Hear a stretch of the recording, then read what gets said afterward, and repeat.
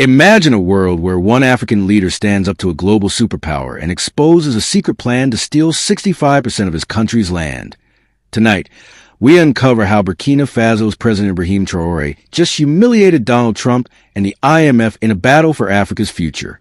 Stay with us, because you won't believe what happens next. In the heart of West Africa, a storm is brewing, and it's shaking the foundations of global power. Burkina Faso, a nation rich in resources but burdened by decades of foreign interference, has become the stage for an unprecedented showdown. President Ibrahim Traoré, the young, charismatic, and fiercely independent leader, has just dropped a bombshell that's sending shockwaves from Ouagadougou to Washington, D.C. In a fiery national address broadcast live across the continent, Traoré accused former U.S. President Donald Trump, allegedly in cahoots with the International Monetary Fund, of orchestrating an audacious scheme to seize 65% of Burkina Faso's fertile land under the pretext of settling inflated national debts. This isn't just a diplomatic spat. It's a declaration of war against what Traoré calls neo-colonial robbery. Let's set the scene.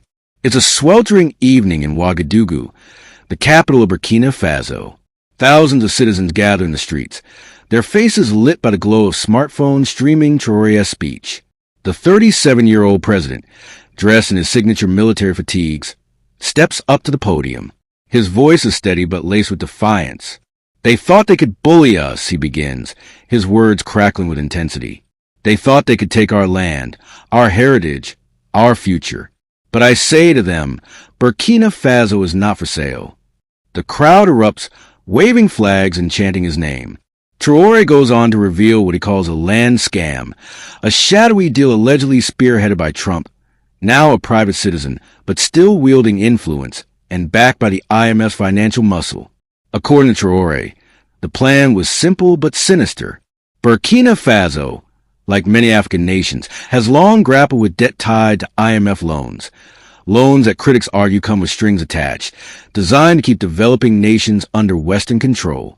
Traoré claims the IMF, with Trump as a behind-the-scenes broker, proposed a debt restructuring deal that would have forced Burkina Faso to surrender 65% of its arable land to foreign investors. This land, some of the most fertile in the Sahel, is critical for the country's agriculture, which employs over 80% of its population. The deal, Traoré alleges, was framed as a solution to Burkina Faso's $3 billion debt. But in reality, it was a land grab disguised as financial aid. "They inflated our debts with their accounting tricks," Traoré thundered, "and then demanded our soil as payment. This is theft, plain and simple." The accusations are explosive, but what makes them even more shocking is the involvement of Donald Trump. Sources close to Traoré's administration claim that Trump, leveraging his global business connections and political clout, acted as a middleman, allegedly promising American investors access to Burkina Faso's land for massive agricultural and real estate projects. While Trump has not yet commented publicly, the allegations paint a picture of a former president using his influence to broker deals that prioritize profit over sovereignty. The IMF, for its part, issued a vague statement denying any coercive terms in its negotiations with Burkina Faso, but Traoré's supporters aren't buying it. "The IMF has been looting Africa for decades," says Amina Sawadogo, a local activist in Ouagadougou. Traoré is the first to call their bluff and win. The fallout from Traoré's rejection has been immediate and electric. Across Burkina Faso, citizens have taken to the streets in celebration, hailing their president as a hero of African independence. Social media platforms like X are buzzing with hashtags like #TraoréTriumphs and #NoMoreMF, with users across the continent sharing memes of Traoré standing tall against a caricature of Trump and IMF officials. In Nigeria, Kenya, and Ghana, solidarity protests have erupted, with young Africans chanting, "Our land, our future." It's a moment of rare unity, as Traoré's defiance taps into a deep well of frustration with foreign exploitation. But what exactly did Traoré do to stop this alleged scam? According to insiders, he played a masterful game of brinkmanship. When presented with the IMF's terms, Traoré didn't just say no.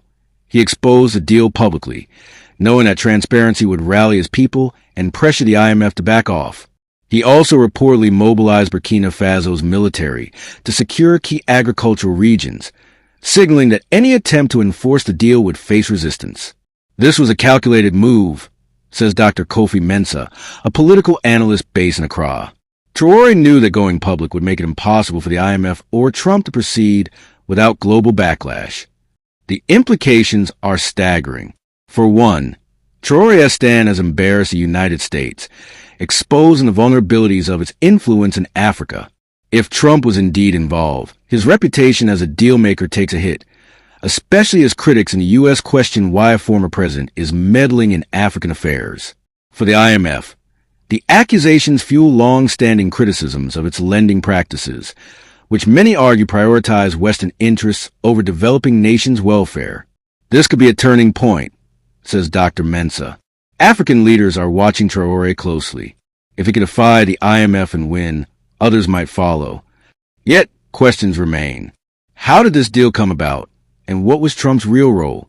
Was the IMF acting independently, or was it pressured by American interests? And most crucially, what happens next?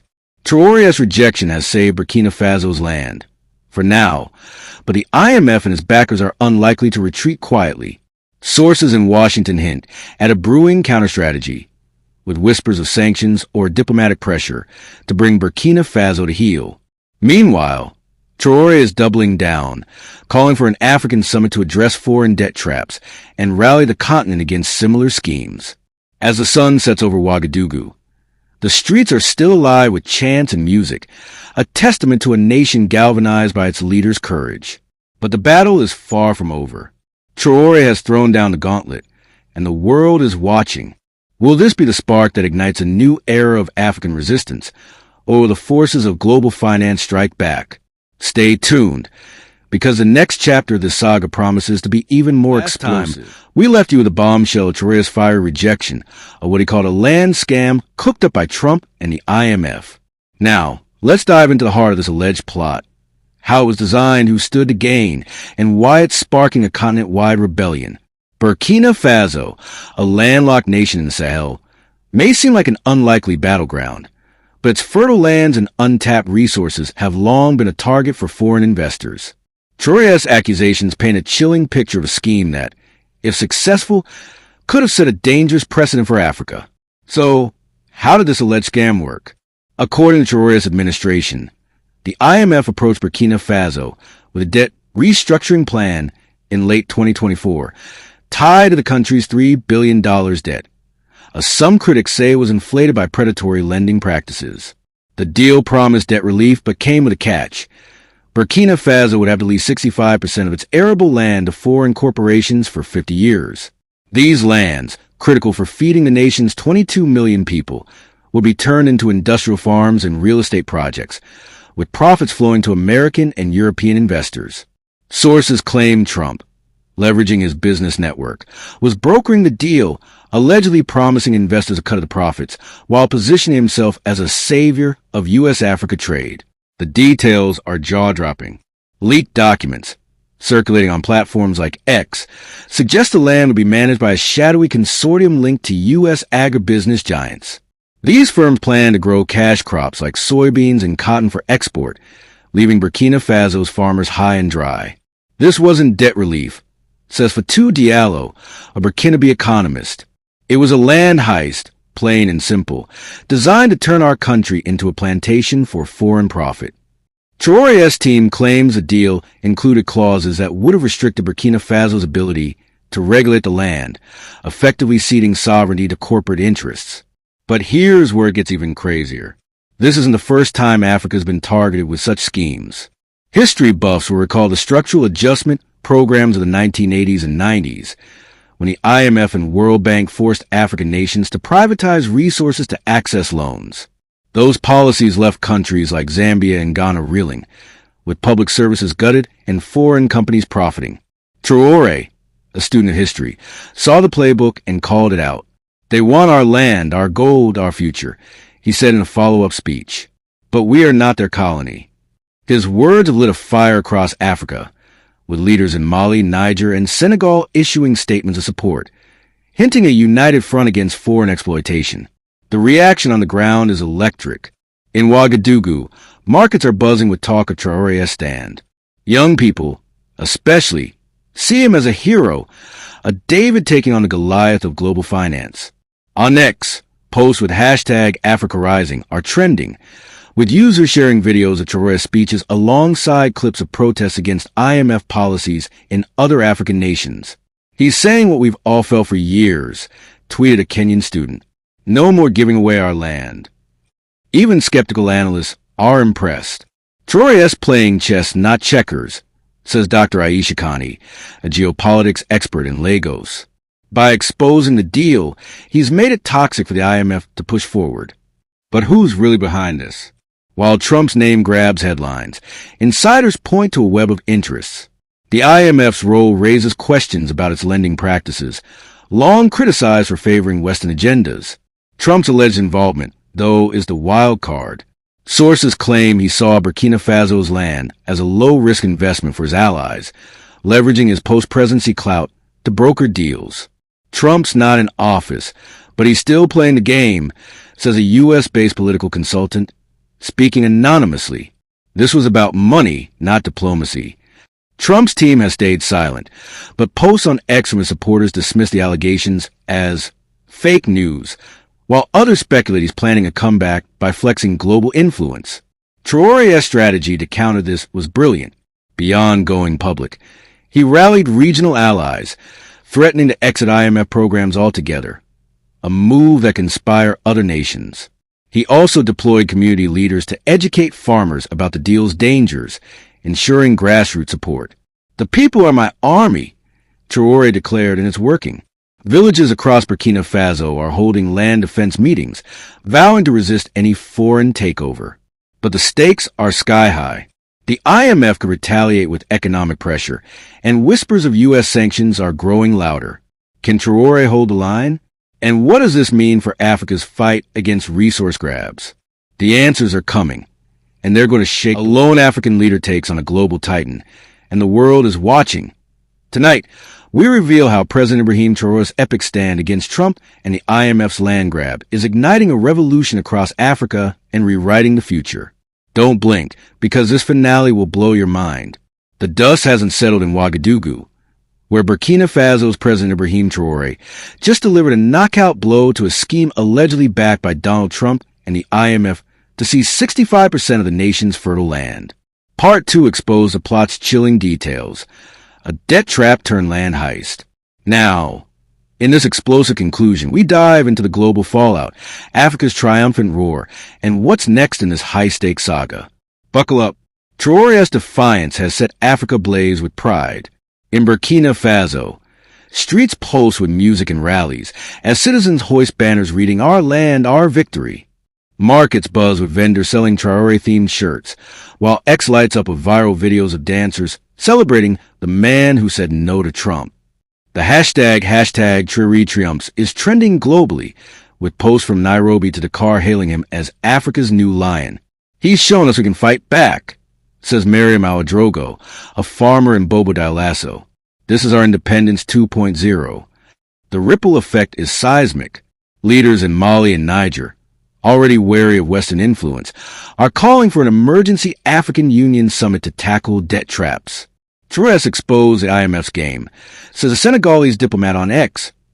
It's time to rewrite the rules. Analysts predict a domino effect. If Burkina Faso can reject a predatory deal, other nations might ditch IMF loans entirely, favoring alliances with China or Russia. This could reshape Africa's economic map, with Traoré as its unlikely architect. In Washington, the mood is grim. Trump, silent so far, faces heat as ex-users mock his alleged role with memes of him clutching Burkina Faso soil. Sources say his team is scrambling to deflect, with some allies hinting at a misunderstanding in negotiations. The IMF, meanwhile, is in damage control, issuing statements denying coercion but dodging questions about the land clause. They're rattled, says Dr. Kwame Asani, a London-based economist. Traoré made them look like bullies, and the world's watching. But the fight's not over. Whispers of U.S. sanctions loom, with insiders claiming Washington might freeze Burkina Faso's assets or pressure allies to isolate Traoré. Yet he's unfazed, announcing plans to boost local agriculture and inviting African investors to replace foreign ones. "We don't need their crumbs," he declared on state TV, sparking cheers. His approval ratings are soaring, with 78% of Burkinabe calling him a national hero in a local poll. Globally, Traoré's stand is a wake-up call. Activists in Latin America and Asia are sharing his speeches, seeing parallels in their own struggles against resource grabs. He's not just saving Burkina Faso, says a Ghanaian professor on X. He's inspiring the global south. But risks remain. Can Traoré sustain this momentum against global finance giants? Will Trump or the IMF strike back with dirtier tactics? As night falls over Ouagadougou, fireworks light the sky, and Traoré's voice echoes, "Africa will rise." This isn't just a win. It's a rallying cry for a continent reclaiming its destiny. The world's eyes are on Burkina Faso, and the next move could change history. Share this story, join the conversation on X, and stay tuned, because Africa's fight is just beginning and it's going to be epic.